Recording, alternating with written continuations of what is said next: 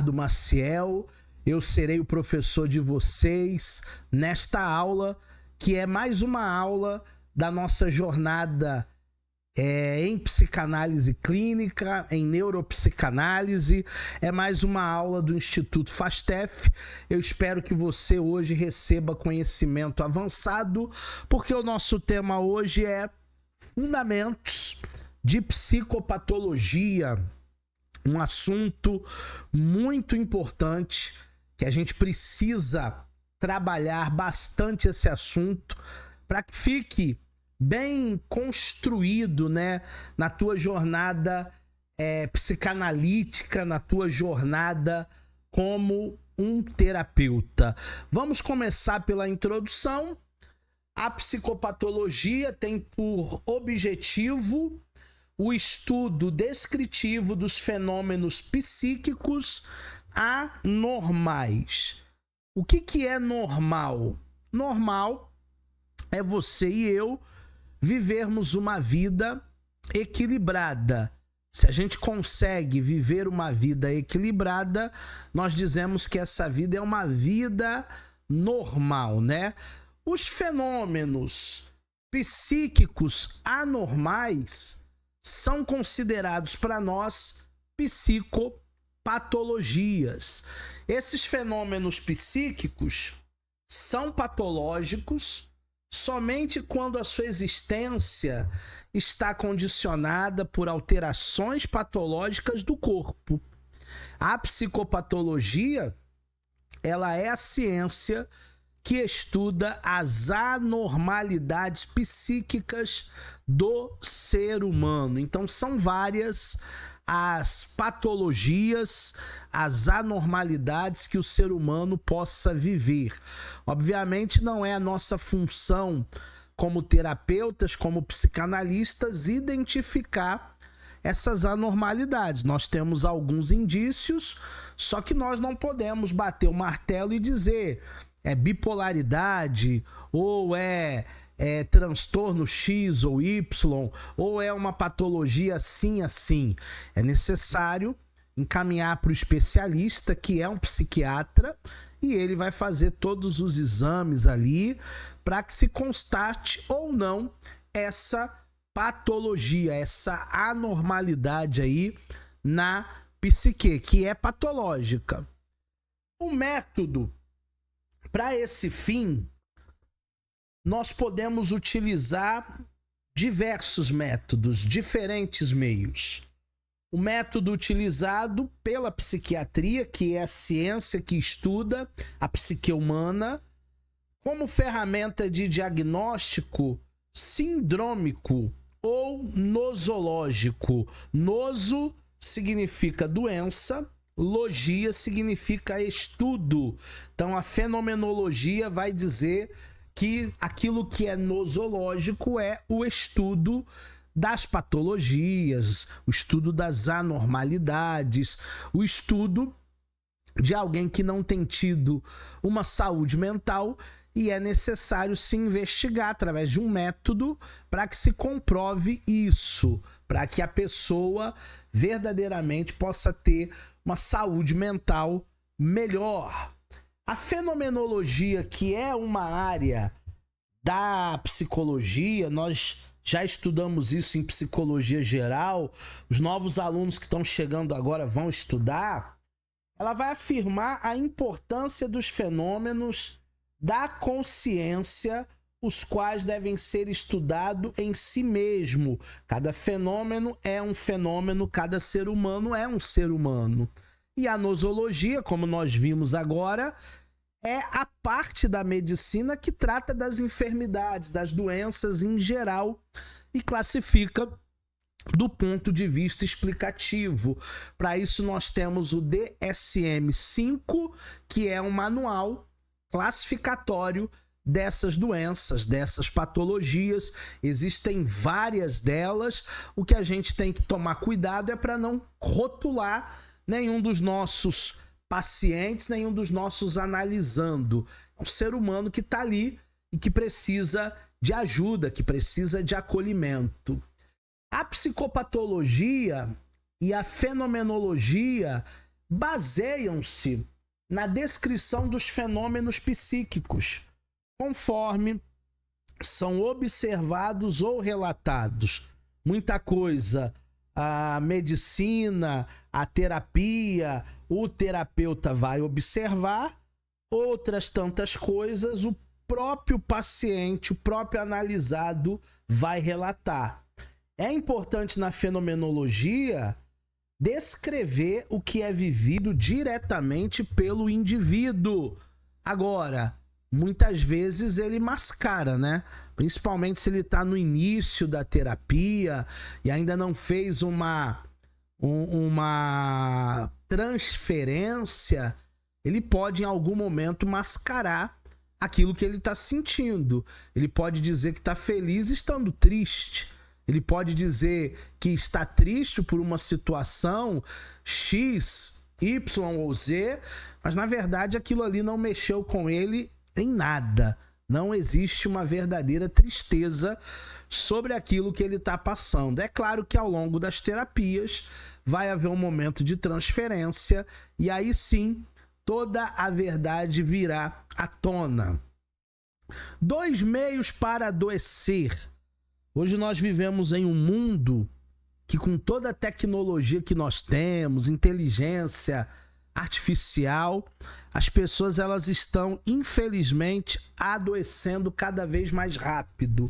Segundo a patologia, ou melhor, a psicopatologia e também a fenomenologia, o primeiro meio da pessoa adoecer é o desenvolvimento, que é compreendido pela constituição da personalidade e da história do paciente.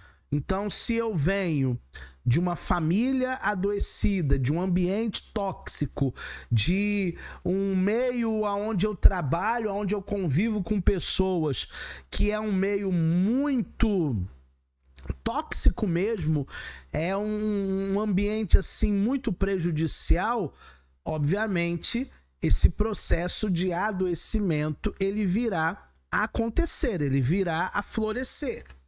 Segundo, as pessoas adoecem por causa do processo. O que é o processo?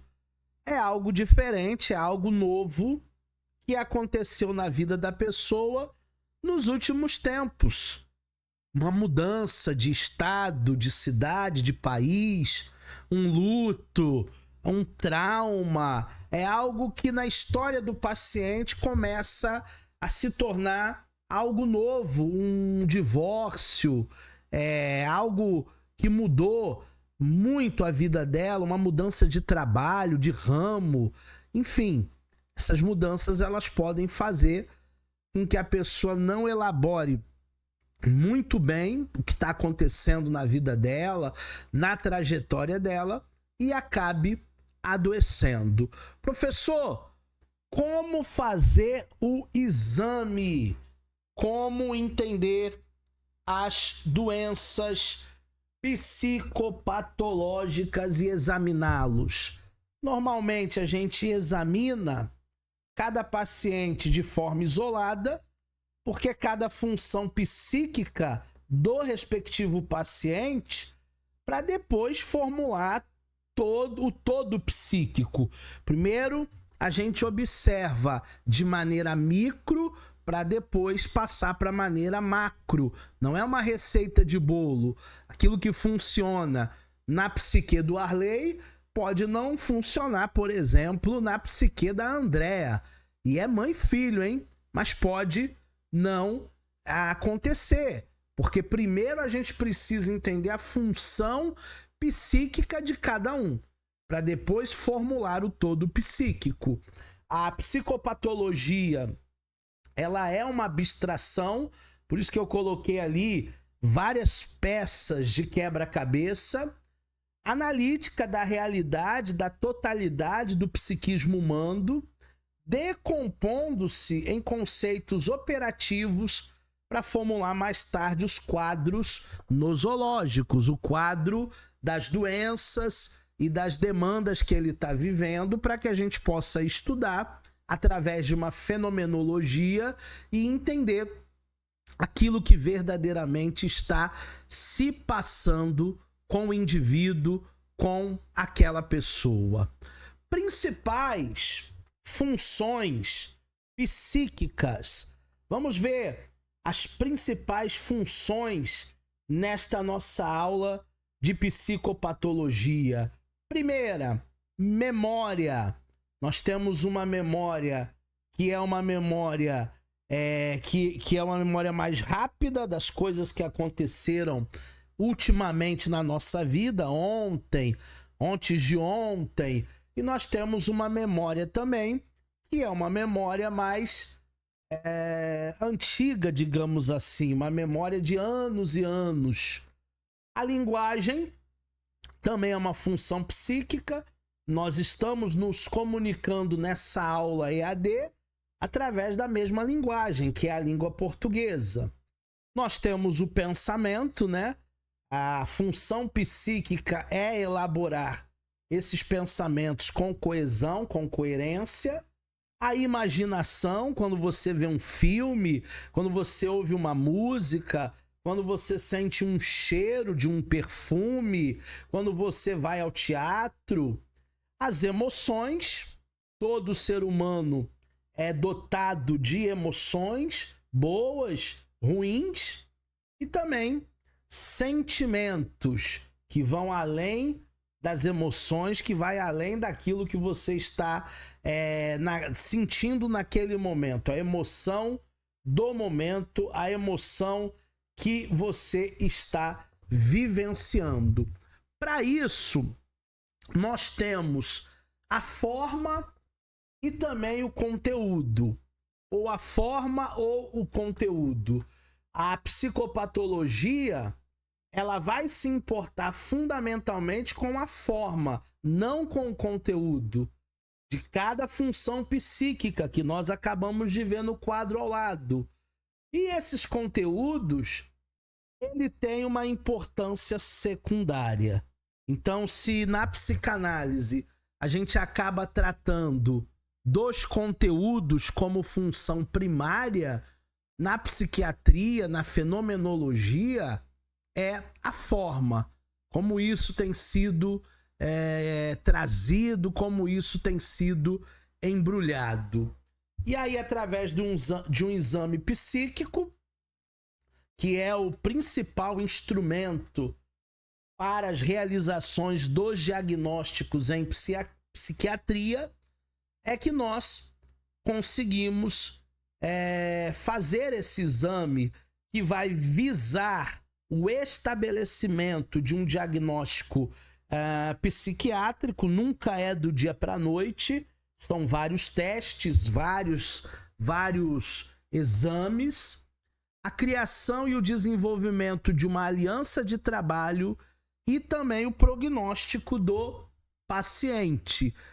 Na nossa área, que é psicanálise clínica, nós precisamos instituir uma aliança terapêutica, porque tudo fica mais fácil quando nós visualizamos, né, a aliança terapêutica. Quando isso é visibilizado, aí sim vai haver esse exame e vai haver essas percepções até para a gente poder encaminhar o nosso paciente, o nosso analisando, para o especialista, que no caso é o psiquiatra.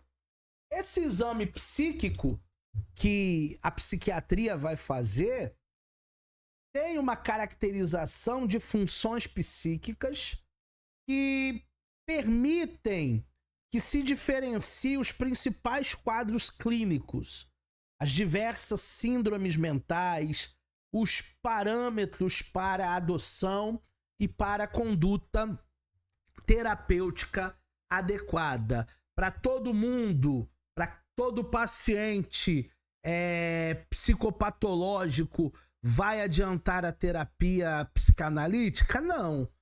Alguns precisam ser encaminhados para outros tipos de abordagem, para o psicólogo, para fazer um TCC, para fazer um TCO. Então, existem aí várias abordagens. A psicanálise não é a única, mas também tem a sua importância. Vai solucionar, vai ajudar, vai acolher muita gente. Mas eu também não posso ser pretensioso de dizer para você que vai ajudar a todos, porque em determinados casos clínicos serão outras abordagens, serão outros tipos de terapia, serão outros tipos de manejo, né? De quadros ali mentais, parâmetros que a gente vai acabar adotando. Vamos falar um pouquinho sobre a classificação das funções psíquicas.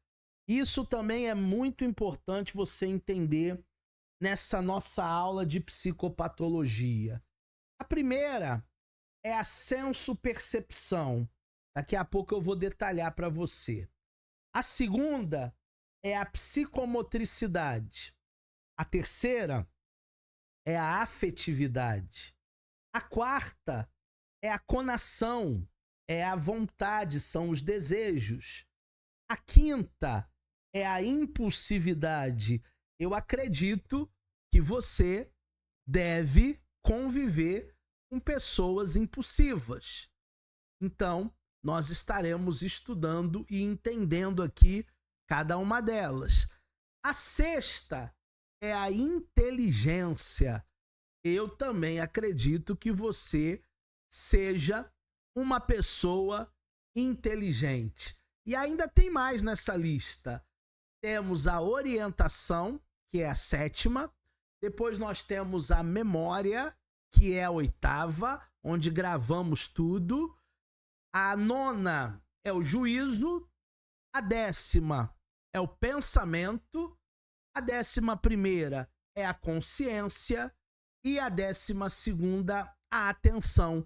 Espero que você esteja com toda a atenção nessa aula. Não se distraia com as notificações do celular, porque toda hora chega aí uma notificação. Não se distrai com a campainha, não se distrai com o filho correndo, falando. Que você esteja focado e que a sua atenção esteja focada nessas 12 classificações que nós vamos ver a partir de agora. A primeira, com detalhes, é a senso-percepção. O que seria a senso-percepção? É a junção das sensações mais as percepções. É uma atividade de incorporação das informações por meio externo, por meio corporal do psiquismo. Então é de fora para dentro.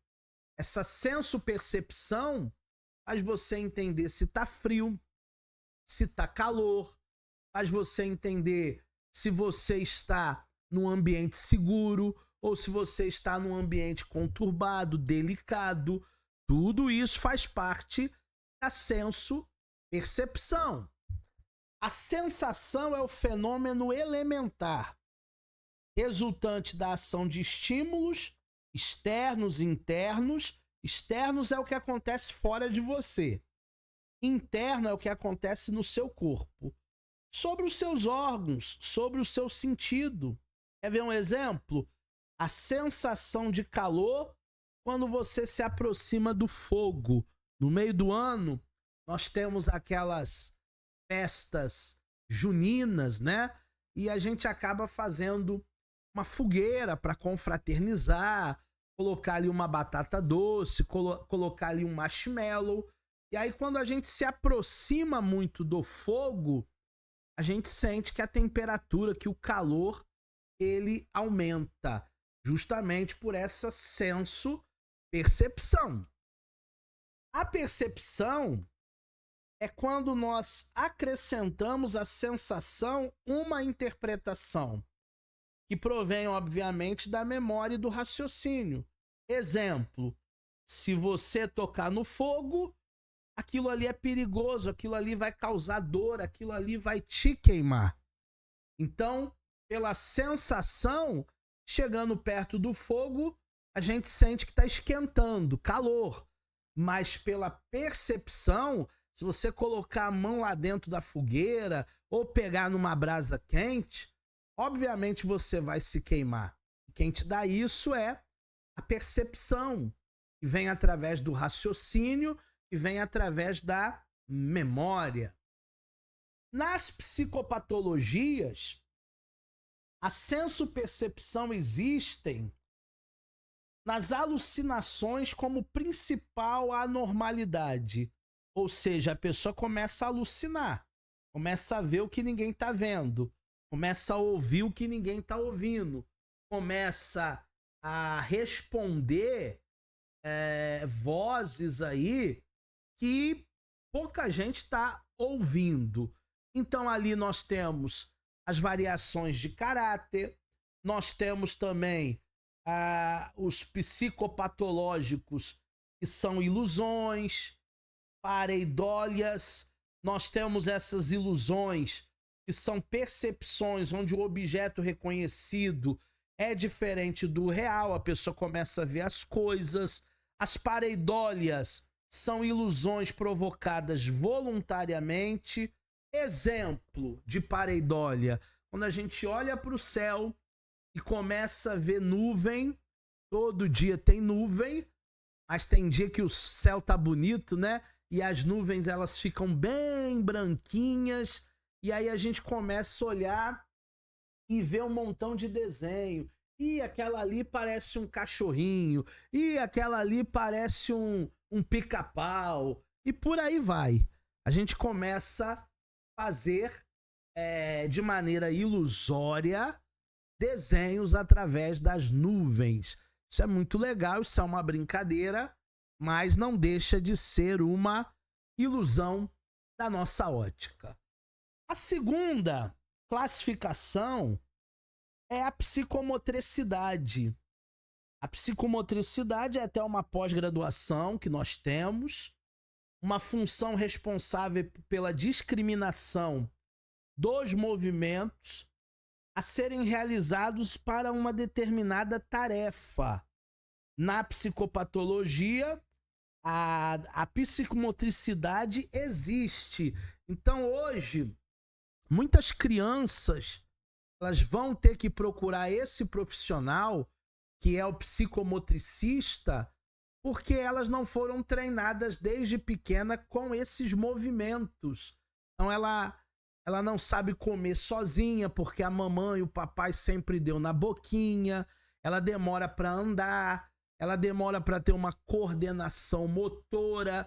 Tudo isso é prejudicial para o desenvolvimento da criança. A criança não torna-se independente se você for uma mãe super protetora.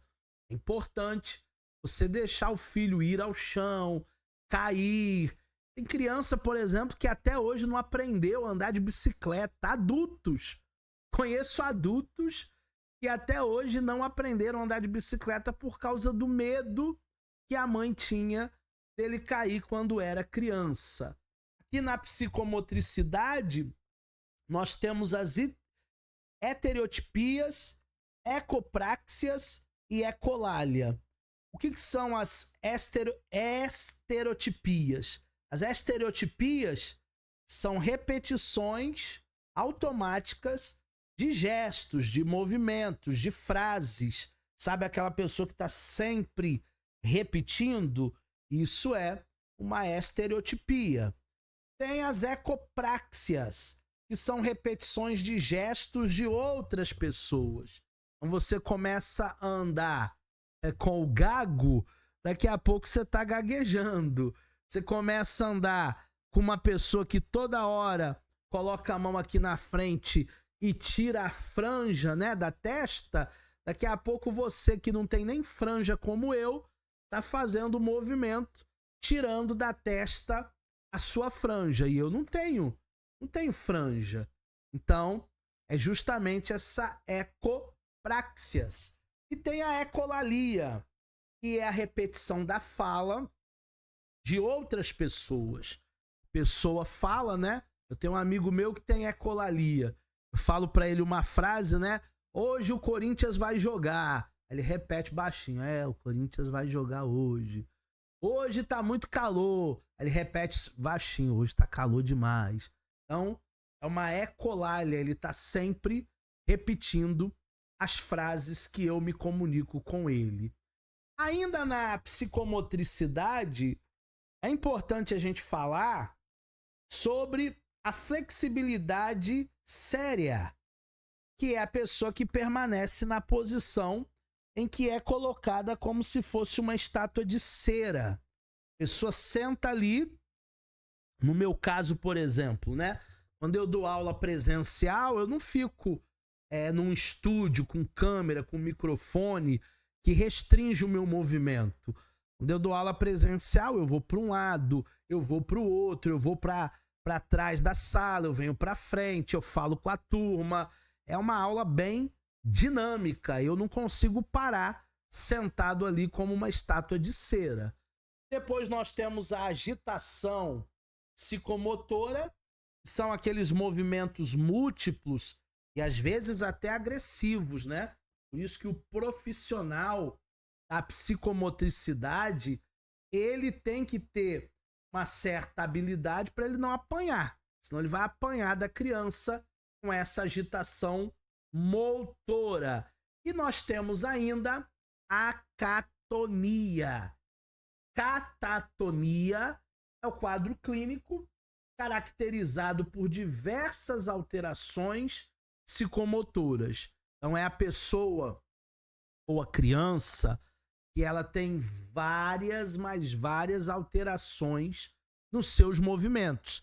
E isso caracteriza, a gente pode classificar assim, como uma doença psicopatológica. Tem tratamento? Tem tratamento.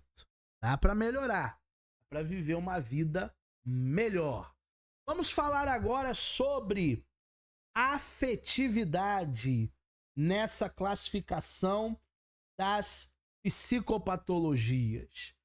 A atividade subjetiva e a temática, onde se inclui os sentimentos, as emoções.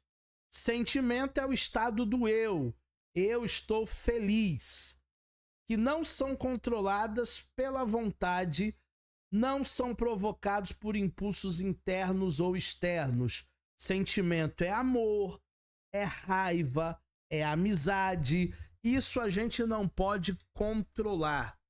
Isso é um sentimento autônomo. Sentimentos autônomos. Agora, emoções são estados afetivos provenientes de uma reação psíquica, orgânica, acompanhada de reações neurovegetativas.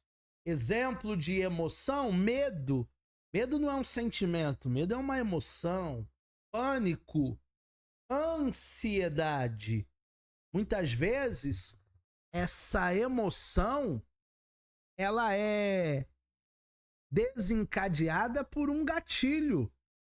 Se você estiver num prédio e o porteiro começar a gritar fogo, fogo, fogo, na mesma hora vai vir um pânico, um medo, uma ansiedade, uma emoção ruim, que você vai sair correndo daquele prédio para entender verdadeiramente o que está acontecendo. Os sentimentos e as emoções são classificados da seguinte maneira: ressonância relacionada à amplitude, estabilidade, a pessoa pode estar estável ou instável. Geralmente quem está estável é quando ela está medicada ou quando ela não tem nenhuma psicopatologia. Quando ela está instável é quando há alterações de emoções e sentimentos. E tonicidade, o que é o tônus? É a força, que pode aumentar, pode diminuir. Estou achando que a minha força está diminuindo muito. Vá ao endocrinologista fazer todos os exames aí de sangue para ver como estão as suas taxas. É importante. Temos ainda coerência. Se há desassociação ideoafetiva ou não, Exemplo, quem ama mata. É incoerente, né? Dizer que alguém matou fulano de tal porque amava. Matei por amor. Não é muito coerente achar que a pessoa que ama de verdade, ela tem coragem de cometer algo ruim para o seu semelhante. E o humor, que é o estado disposicional da afetividade. Existem pessoas que têm humor mais expansivo, então ela ri, ela gargalha, ela fala com todo mundo. E existem pessoas que têm o humor mais depressivo, mais dark, mais preto e branco. Ela é mais contida, ela não fala com todo mundo, ela é uma pessoa mais preservada, reservada, digamos assim. Temos ainda a conação e a vontade. Todo ser humano tem volição, todo ser humano tem vontade. É a vontade que nos leva a essas atividades, a esse direcionamento da ação. Você só está aqui nesta aula online ao vivo porque você teve vontade de assistir, de crescer. Tantos outros alunos não estão aqui agora. Faltou vontade, faltou foco para eles estarem juntos com a gente. Essas alterações da vontade, da conação, elas podem ser qualitativas ou quantitativas. Qualitativa em que sentido? No sentido do negativismo, da resistência, da oposição de fazer algo. Existe um transtorno chamado TOD, transtorno opositor, desafiador. Então o TOD, ele sempre vai negar, ele sempre vai resistir, ele sempre vai dizer que não vai fazer. E quantitativo é a hiperbolia, qualquer estímulo, qualquer motivação que a pessoa quer fazer ao mesmo tempo. Existem pessoas que elas querem fazer tudo ao mesmo tempo. Tem gente que quer fazer tudo. E eu aprendi há muitos anos atrás que aquela pessoa que quer fazer tudo, ela acaba não fazendo nada. Tem pessoas que querem fazer tudo, levar o mundo nas costas, não está fazendo absolutamente nada. A hiperbolia ou a abulia é uma grande diminuição da falta do desejo, da motivação de fazer algo. Então já é o inverso, né? A hiperbolia quer fazer tudo ao mesmo tempo.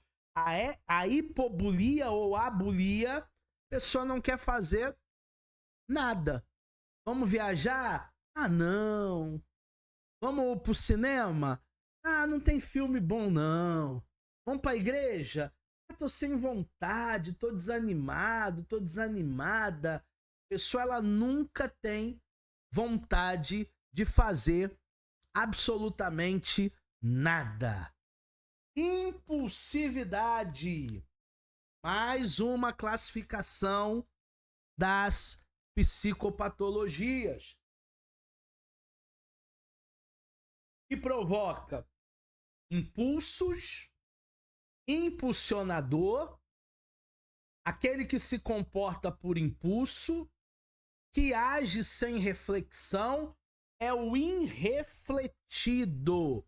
Sabe aquele bateu, levou? Sabe aquele vento que venta aqui, venta lá? Sabe aquela pessoa que dá um boi para não entrar numa briga, mas uma boiada para não sair de uma briga? São pessoas impulsivas, elas agem pelo impulso. Parece até um pitbull, um animal irracional. Quem tem facilidade para se enraivar, aquele que é genioso, rancoroso, aquele que se comporta por impulso, indivíduo que age sem reflexão. Sabia que já teve gente que perdeu o emprego porque não conteve os seus impulsos? Teve gente que mandou todo mundo pro inferno, inclusive o chefe, inclusive o patrão, porque agiu sem reflexão. Precisamos de inteligência. Inteligência é o nosso próximo tópico aqui, ó. Capacidade de elaborar valores, capacidade de adaptar-se a novas situações. Nossa vida muda e muda sempre. Capacidade de analisar, sintetizar, abstrair, processar pensamentos, processar ideias, capacidade de resolver problemas. Gente, isso é muito importante. Isso é inteligência. Nós não podemos mais agir no impulso. Nós não podemos agir agora de qualquer maneira. Nós precisamos ser pessoas conscientes, inteligentes, sábias. Às vezes se perde grandes oportunidades porque a pessoa não teve sabedoria, inteligência. Essas alterações psicopatológicas da inteligência são chamadas de oligofrenias. O que é oligofrenia? É a redução da capacidade mental de inteligência, que vai variando, tá? De leve a grave. A pessoa pode estar em um nível mais brando, mais leve, mesmo assim ela deixa de ser inteligente, e alguns até em casos mais crônicos. Temos também a orientação como mais uma das classificações das psicopatologias. A orientação é um conjunto de funções psíquicas responsável pela tomada da consciência em cada momento da nossa vida, em cada situação real que nós estamos vivendo, que nós nos encontramos. A orientação, ela está relacionada às noções de tempo e de espaço. Então, se eu perguntar para vocês agora, onde é que vocês estão? Vocês vão falar para mim, eu estou em casa, eu estou no trabalho, eu estou no ônibus, eu estou com o meu fone aqui. Essa noção de tempo e de espaço é o que nós chamamos de orientação. Saber o ano que nós estamos, saber o dia que é do mês, saber que estamos vivenciando um período de festas, um período de final de ano. Então, tudo isso vai nos dar a orientação necessária. E são pelo menos 4 formas de orientação. A primeira é a temporal, relativa aos conceitos do tempo. Qual é a hora? Qual é o dia? Qual é o mês? Tá de dia ou tá de noite? A segunda é a espacial, aonde nós estamos, em casa, no trabalho, dentro, fora. A terceira é a autopsíquica, relativa ao próprio indivíduo, a você. Capacidade de fornecer dados de identificação, saber qual é o teu nome, saber qual é a tua idade, saber qual é a tua nacionalidade, saber qual é a tua profissão, o que você faz da vida, teu estado civil, se você é casado, solteiro, divorciado, viúvo. Pessoa, por exemplo, quando sofre um acidente e chega lá o SAMU para socorrer, para saber se a pessoa está consciente ou não, o SAMU faz essas perguntas. Qual é o teu nome? Você mora onde? O que aconteceu? Tudo isso é perguntado. E também nós temos a alopsíquica, que é relacionada ao tempo, ao espaço e à capacidade de você estabelecer informações corretas acerca do lugar onde você se encontra. Eu estou aqui em casa, eu estou na casa da minha tia, eu estou na casa da minha mãe. O tempo em que se vive ali. Eu já moro aqui tem 12 anos, tem 15 anos. O dia da semana que nós estamos, hoje é segunda-feira. O mês que nós estamos é janeiro, é dezembro, é fevereiro. Tudo isso são formas de orientação. E quando a pessoa não está bem, quando a pessoa não está equilibrada, quando a pessoa não está medicada, ela vai perder essa orientação. Temos também o pensamento, que é o suceder de ideias, que se divide em processo, que é a forma, e conteúdo. O processo, que é a forma, o modo como a pessoa reúne ideias, associa ideias. Pode ser lógico, pode ser coerente, pode ser ilógico, pode ser incoerente. A pessoa chega lá na tua terapia e ela começa a falar, sem conexão nenhuma, sem coerência nenhuma. E um bom terapeuta, ele vai precisar pegar essa concha de retalhos aí e começar a formar esse quebra-cabeça. Pegar esses retalhos e fazer essa concha aí. Um bom terapeuta, ele sabe trabalhar tanto com ideias e associações lógicas, como também ilógicas. E também, quanto à forma, a gente pode encontrar os seguintes formatos psicopatológicos. A fuga das ideias. A pessoa não consegue ter um pensamento lógico, ela começa a falar uma coisa, daqui a pouco ela já está em outra, ela já esqueceu o que ela começou a falar. E os neologismos, que são criações de palavras inexistentes na linguagem para se referir às ideias. Então, às vezes a pessoa não sabe o nome de determinada coisa e ela fala: ô coisinha, pega para mim aquela coisa ali.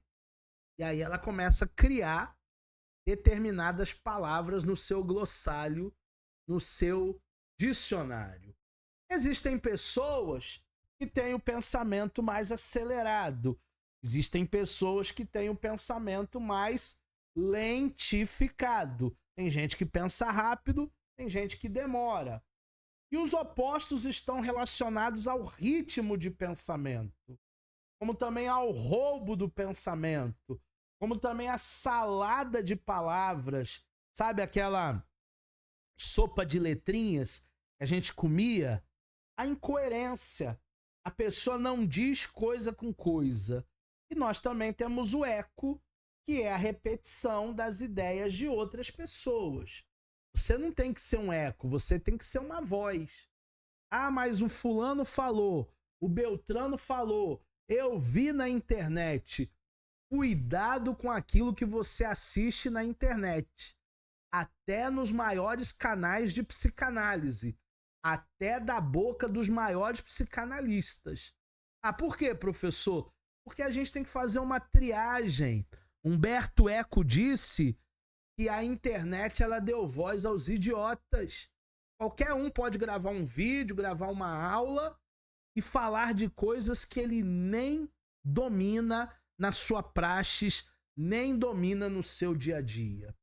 Temos ainda, quanto aos conteúdos, as ideias, as crenças, as preocupações e as obsessões da pessoa. Muita coisa é imaginativo. Os delírios, daqui a pouco a gente fala mais. As ideias de influência, que a pessoa percebe alguém como alguém de muita importância, como alguém que ela vai querer modelar. Se tem alguém que você vai querer modelar, parecer com ele, é Jesus, tá? Jesus é o mestre dos mestres. Mas também tem outros na história aí, podem se dizer referências. Obviamente, muito cuidado com essa modelagem, porque qualquer pessoa que você tentar seguir os seus passos é um ser humano igualzinho a você, suscetível a erros igual cada um de nós. Vamos falar agora sobre consciência, porque também está nessa classificação das psicopatologias. Nós podemos ter alterações fisiológicas de consciência. A pessoa, ela pode ter alterações fisiológicas de consciência. Algumas delas pode ser o sono. Como é que você está dormindo? Bem, bastante, mal. O sonho, que é um conteúdo que nós devemos levar para as nossas terapias. A hipnose e o cansaço, a cansação. Então tem muita coisa aí dentro dessas psicopatologias que a gente tem que observar as mudanças, as alterações.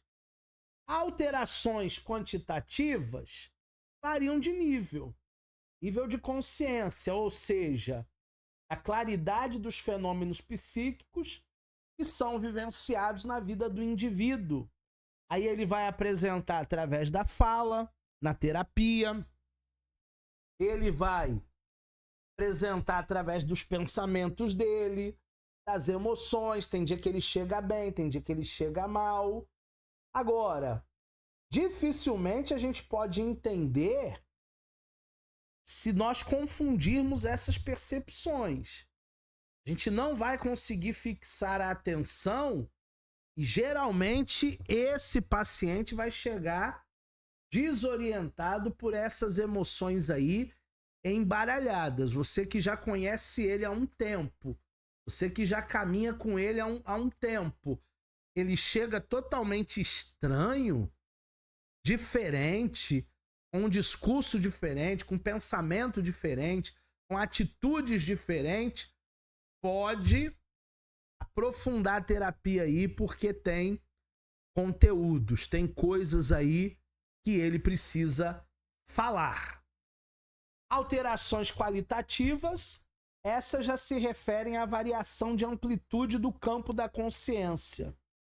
Uma alteração qualitativa é um estado crepuscular, onde há um estreitamento do campo da consciência, o paciente parece ter perdido o elo com o mundo exterior, ele quase não fala, ele age como se estivesse depressivo, como se ele estivesse psiquicamente ausente, e ele pode estar presente em pacientes histéricos ou até epiléticos.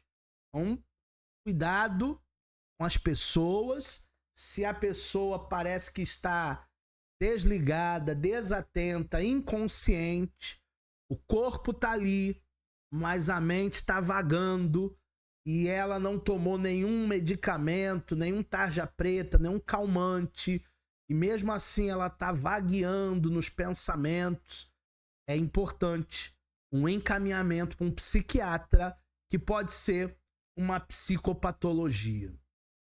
Atenção!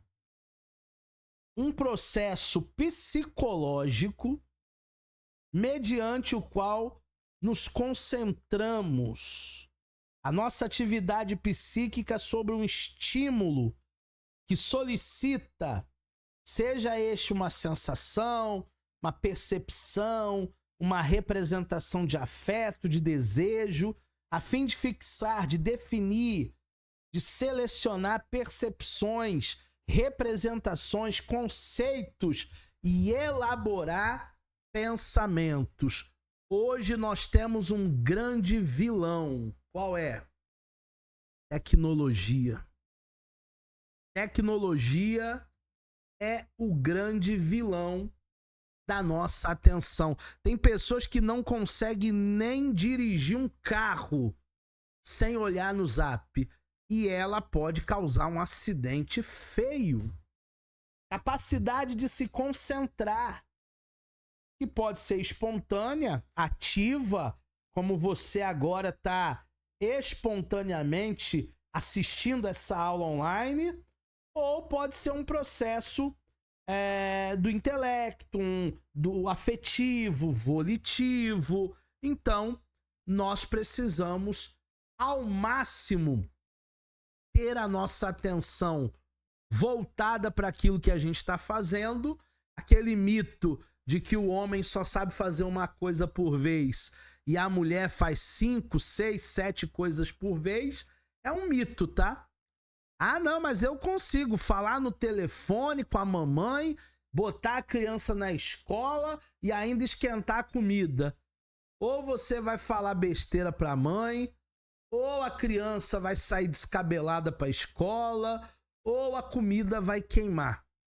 Porque a nossa atenção ela precisa estar focada numa única coisa que nós estamos fazendo.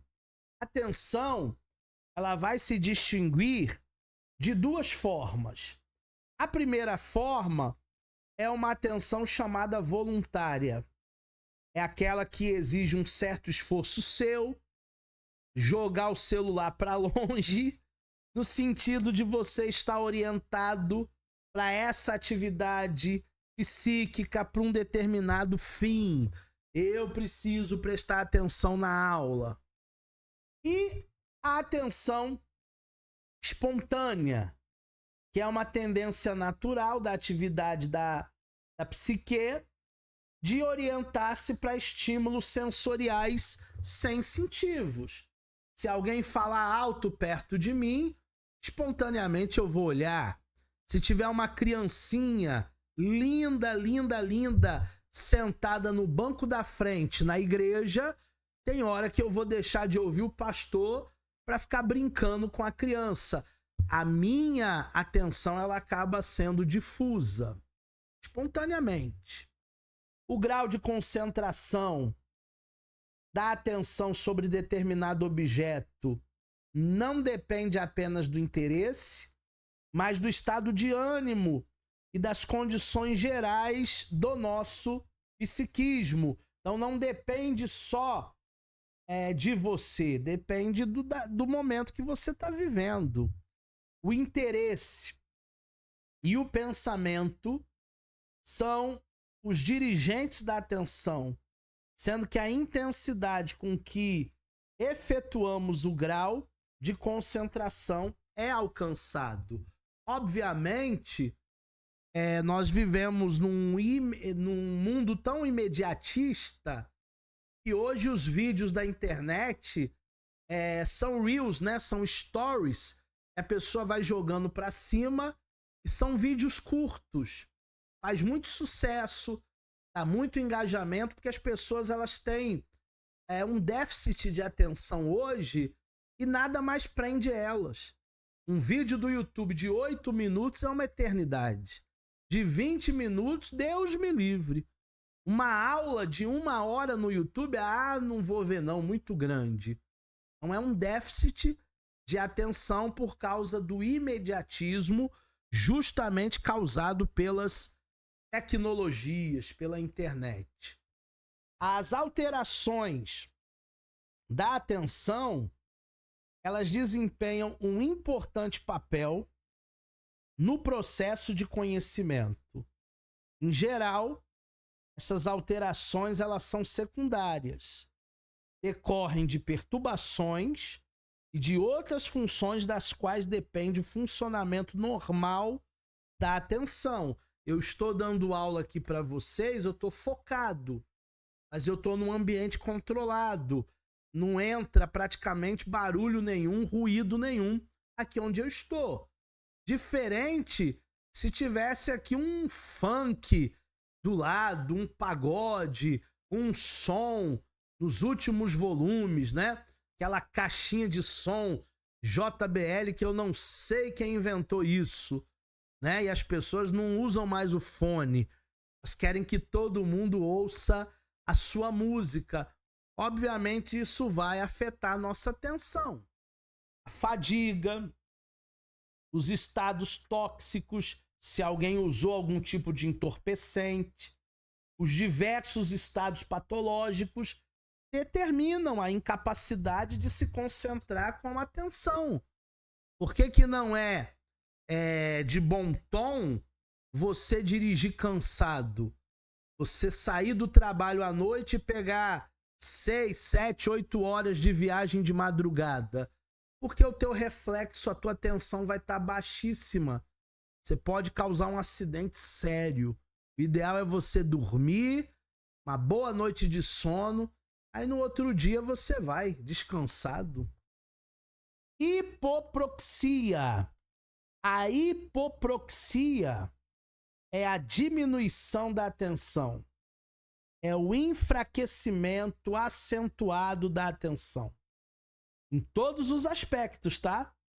E ela é observada principalmente nos estados infecciosos, quando uma pessoa está com uma infecção, embriaguez alcoólica, psicoses tóxicas, esquizofrenias ou depressões.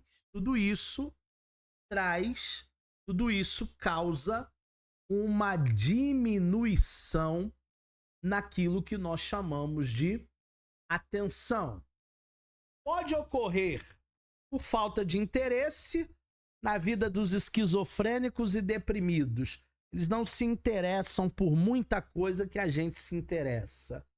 Por um déficit intelectual, que nós chamamos de oligofrenia ou demência, é um déficit, ou até mesmo por uma alteração de consciência, que é um delírio, e daqui a pouco a gente vai falar bastante detalhadamente sobre delírio.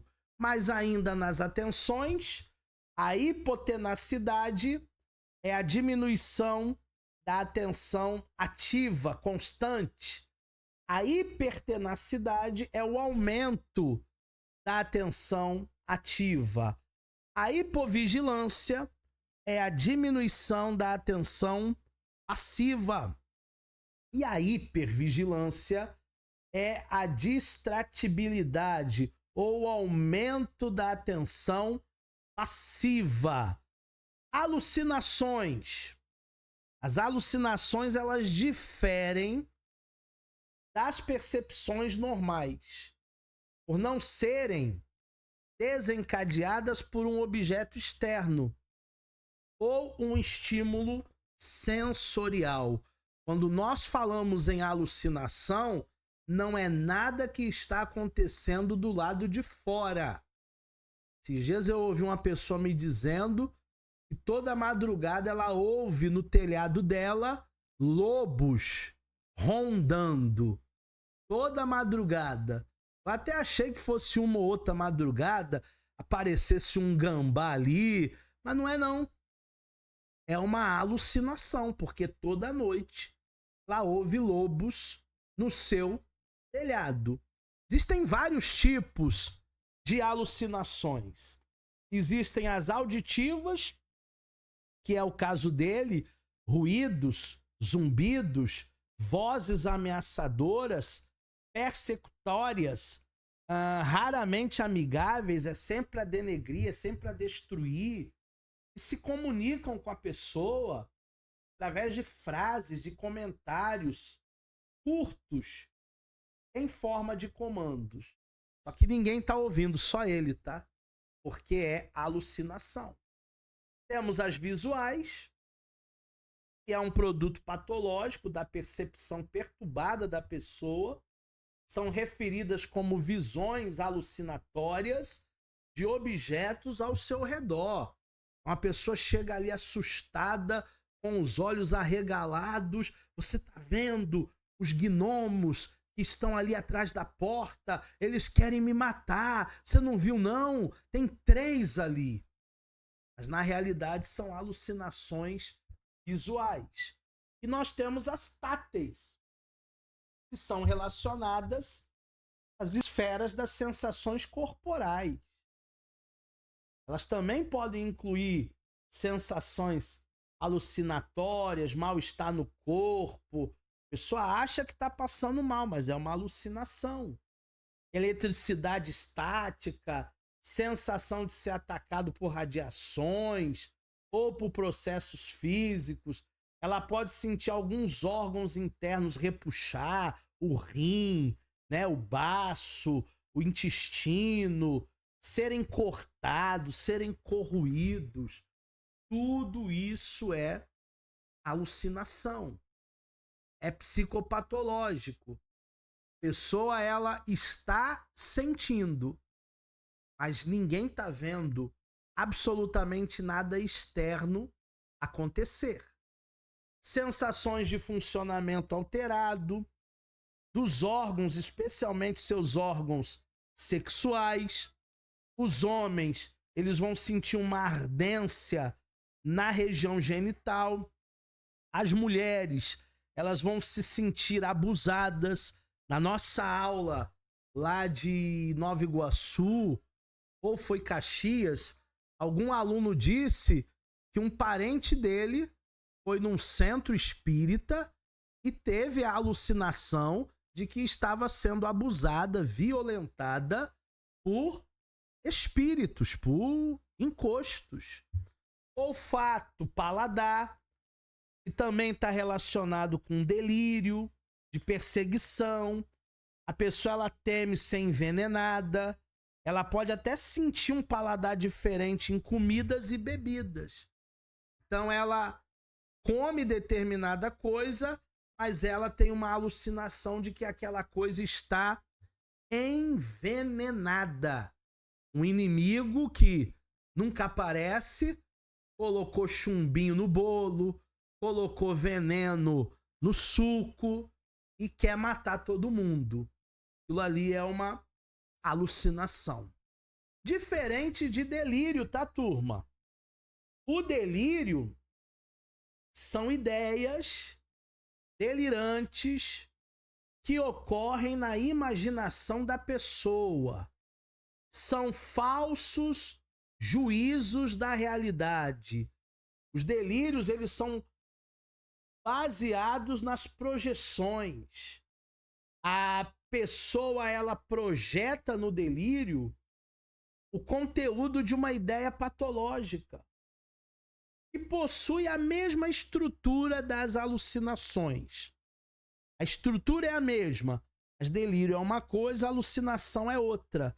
Porque nas percepções delirantes, para ele, para o indivíduo, aquilo ali é verdadeiro, mas não é interpretado de forma normal.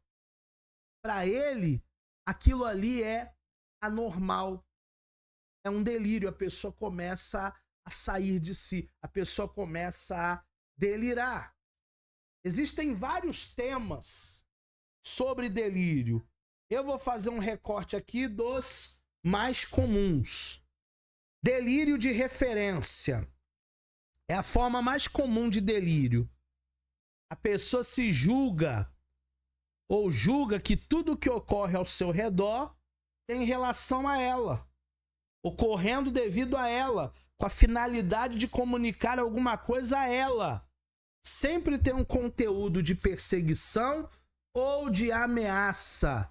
Sabe aquela pessoa que chega num lugar, você tá falando outra coisa com outra pessoa, só que às vezes é até uma coisa íntima, e aí você para de falar, e aí a pessoa que tem delírio de referência fala assim: ué, parou de falar por quê? Tá falando de mim, é? Então tudo diz respeito a ele, tudo diz respeito a ela, nessa mania de perseguição. Tem também o delírio de pequenez ou niilista. O indivíduo, ele não vê mais nada em si, nada tem valor, ele se sente impotente, inútil, nulidade, ele sente a perda. Nesse delírio niilista, o indivíduo pode até sentir que ele não existe, ele não é uma pessoa e que ele vive somente na aparência. Ele nega a sua existência, ele nega a existência dos seus familiares também. Então ele sente um vazio muito grande dentro de si ele se acha um nada, ele se acha um ninguém, ele se acha um zero depois da vírgula ou antes da vírgula. Delírio de perseguição. Fatos inofensivos são interpretados por essa pessoa como sinais de ameaça, sinais de perseguição. Inicia-se com um sentimento de sinistro, uma tensão de delírio, e é seguido por uma interpretação concreta de que a pessoa está sendo perseguida ou que vai ser vítima de um complô. Eu já ouvi casos de pessoas que desceram do ônibus porque acharam que o ônibus ia ser assaltado. Ah, mas tinha alguém lá mal encarado. Mas talvez não fosse um assaltante. Ah, professor, por via das dúvidas eu desci e paguei a passagem de novo. Pode ser um delírio de perseguição, de sinistro. Obviamente você não vai dar sorte pro azar, né? Se realmente você vê que alguém subiu armado, tá escondendo as coisas, tá com uma atitude muito suspeita, o seguro morreu de velho. Mas às vezes é só a imaginação, o delírio de alguém. Delírios eróticos, mais frequentemente em mulheres, hein? A pessoa se sente amada por um homem que conheceu de passagem na internet, no Tinder, mas nunca falou com ela pessoalmente. Justifica que o homem não a procura por laços de família ou posição social. Sabe o que tem na internet? Nesses namoros online aí? Golpistas. Existem várias séries, vários filmes, várias reportagens sobre namoro virtual, sobre golpe. O golpe tá aí. Cai quem quer. E geralmente é uma foto de um homem bonitão, né? Fortão. Não é ninguém feio, né? Justamente para a pessoa cair em um golpe. Delírio de ciúmes, mais frequentemente nos homens. O homem convence-se que a namorada, a mulher, a noiva é infiel, mesmo que não haja indícios, mesmo que não haja prova, mesmo que não haja nada que desabone a conduta da mulher. Que paranoia, que loucura! Quem tem o delírio do ciúme acha que está sendo traído, mas na verdade é apenas um delírio dele, apenas um delírio dela. Delírio de prejuízo. As coisas sempre acontecem contra ele, contra ela. Ó vida, ó céu, ó azar, como eu sofro. Ela está sempre sendo prejudicada, ela é sempre ofendida, diminuída pelas outras pessoas. Você viu o que fizeram comigo? Não, não vi não. Ah, quando eu entrei, torceram a cara para mim. Nem me trataram como eu devo ser tratado. Isso pode ser um delírio de prejuízo, de perseguição. Delírio de grandeza. O indivíduo se superestima a sua própria pessoa. Ele se sente o escolhido para realizar feitos fantásticos. A religião tem muito isso, tá? Gente que diz que Deus revela para ela o profundo, o escondido, o CPF, que ela é especial, que é o queridinho de Jesus. Cuidado, isso pode ser um delírio de grandeza. Ninguém é melhor que ninguém. Todos nós somos iguais. Presbíteros, obreiros, pastores, diáconos, padres. Todo mundo é igual, todo mundo é ser humano. Comedor do mesmo arroz e do mesmo feijão. Eu espero que você tenha entendido nessa aula de hoje sobre as psicopatologias, convide alguém para nossa aula experimental, convide um amigo para estar com a gente aqui na próxima aula. E se ele gostar da aula, você ainda pode ganhar um grande desconto na sua mensalidade. Então, na próxima aula, ou presencial ou online, convide um amigo para estar aqui com a gente na psicanálise clínica e institucional. Eu vou ficando por aqui. Até a próxima. Bons estudos.